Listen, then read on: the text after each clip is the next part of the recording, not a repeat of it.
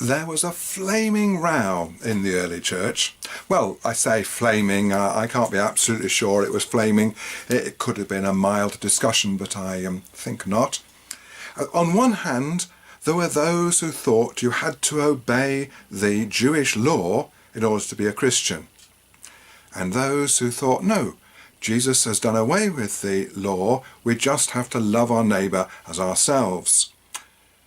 Of course, obeying the Jewish law meant something particular for men, because they had to be circumcised. Now, not very many gentlemen are very happy to have a knife anywhere near a certain sensitive part of their anatomy. So it really was putting off quite a lot of gentlemen.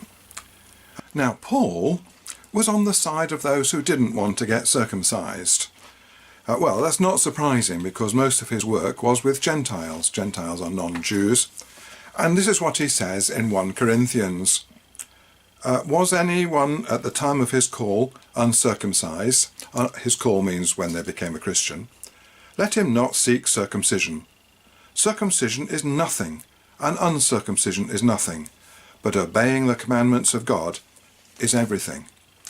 But of course, other people were shocked by this. They said, well, look, the commandments of God include circumcision. Leviticus 12 says, on the 8th day a boy is to be circumcised. And in Genesis, any uncircumcised male who has not been circumcised in the flesh will be cut off from his people. He has broken my covenant. So there was really quite a lot of toing and froing about this. And it seems that Matthew may well have been on the side of the people who thought circumcision was essential, because he has Jesus saying this. Do you think that I have come to abolish the law of all the prophets? I have come not to abolish, but to fulfill.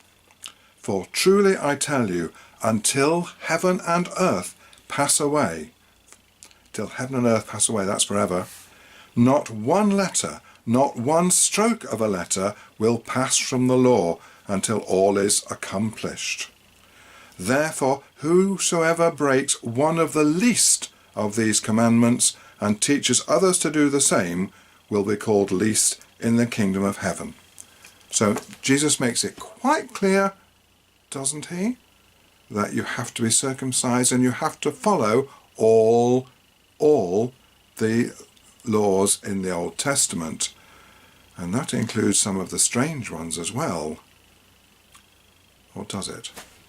In other places, Jesus seems to say that the law is not so important, and it's the principles that are important. Do you remember the time they were walking through the field of wheat and the disciples were plucking ears of corn and eating them, and they were told off by, the Pharisees or somebody, and Jesus said, the Sabbath was made for man, not man for the Sabbath, clearly showing that you've got to think about things, not just do every single law. So what do you think is true? Is the law permanent forever and ever? Or can we just take bits of it? Or should we just look at the principles? Do you think Paul is right? Or do you think the Jesus of that Matthew passage is right? Or the Jesus of the ears of corn? Which is right? It's all very confusing, isn't it? And there's more confusion in the Bible later on too. The things that you're liable to read in the Bible